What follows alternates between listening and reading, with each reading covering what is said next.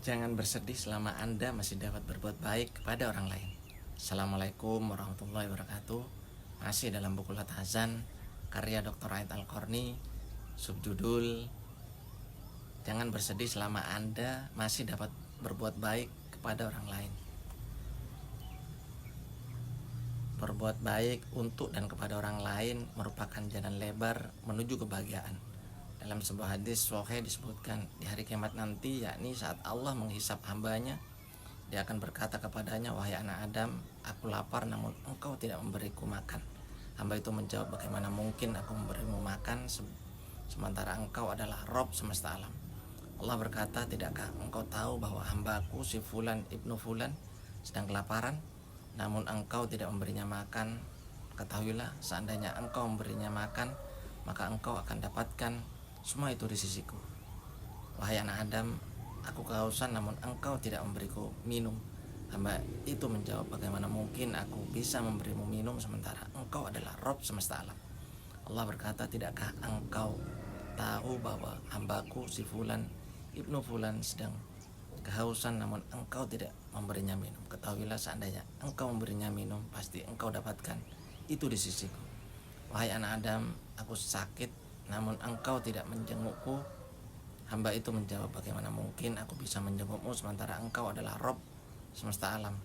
Allah berkata, "Tidakkah engkau tahu bahwa Fulan ibnu Fulan sedang sakit namun engkau tidak menjenguknya? Ketahuilah, seandainya engkau menjenguknya, niscaya engkau akan dapatkan aku di sisinya." Ada satu hal yang menarik di sini dalam firman-Nya, "Niscaya engkau akan dapatkan aku di sisinya," berbeda dengan dua sebelumnya. Kau akan dapatkan semua itu di sisiku. Mengapa?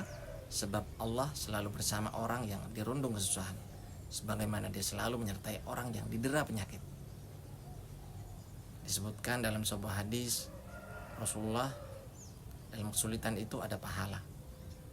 Juga harus engkau mengerti bahwa Allah telah memasukkan seorang wanita pezina dari Bani Israel ke dalam surga hanya gara-gara wanita itu memberi minum seekor anjing yang kehausan.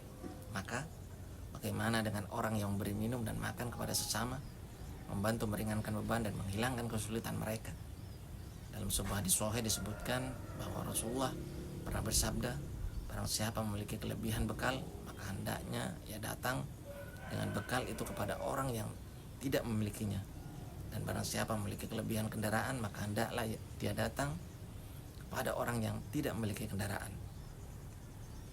Hatim, sang penyair itu mengatakan, "Jika engkau memilih unta muda, jangan biarkan sahabatmu berjalan di belakangnya tanpa kendaraan. Rendahkan kendaraanmu dan naikkan ia jika bisa terbawa.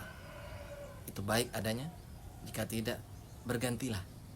Hatim juga pernah berkata kepada seorang pelayannya dalam sebuah rangkaian bait syair yang sangat indah, agar mencari seorang tamu, ia berkata, "Nyalakan api, sesungguhnya malam ini sangat dingin. Jika ada tamu yang datang, engkau akan bebas merdeka." Hatim juga berkata kepada istrinya demikian, "Jika selesai membuat makanan, carilah orang yang akan makan, sebab aku tidak akan sanggup memakannya seorang diri." Dia juga pernah berkata seperti ini, "Ketahuilah, sesungguhnya harta itu akan pergi dan sirna. Yang tersisa dari harta itu hanyalah pemberian dan kenangan. Ketahuilah, kekayaan itu tidak ada faedahnya bagi seseorang, yakni kala nafas di tenggorokan dan dada tak lagi mampu memuat."